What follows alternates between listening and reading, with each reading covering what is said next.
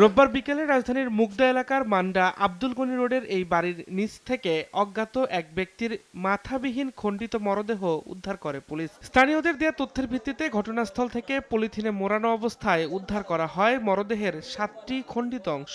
এখানে লাশ পাওয়া গেছে, মাথা নেই, হাত নেই, আর 5-7টা মনে করেন খণ্ড হয়েছে। মনে হয় যে দূরেরই লাশ, এটা মনে করেন কেউ পালায় দিয়ে গেছে। এ ঘটনায় জড়িত সন্দেহে 3 জনকে র্যাবের অভিযানে আটক করা হয় বলে জানা গেছে। আটককৃতদের দেয়া তথ্যের ভিত্তিতে মধ্যরাতে পার্শ্ববর্তী মানিকনগরে অভিযান চালিয়ে নিহত ব্যক্তির মাথার অংশ উদ্ধার করেছে আইন শৃঙ্খলা বাহিনী। মামুনের বাড়ির হচ্ছে যে গলিটা 57 নাম্বার বাড়ির, এই 2 বাড়ির গলির ভিতর থেকে এই মাথাটা পাওয়া গেছে। পুলিশ জানায় উদ্ধারকৃত মরদেহটি একজন পুরুষের। ধারণা করা হচ্ছে প্রমাণ লোপাট করতেই ওই ব্যক্তিকে হত্যার পর হাত পা সহ শরীর টুকরো করে বিভিন্ন স্থানে ফেলে দেয় দুষ্কৃতিকারীরা। সিসিটিভি ফুটেজ ও আলামত বিশ্লেষণ করে রহস্য উদ্ঘাটনে কাজ করছে পুলিশ।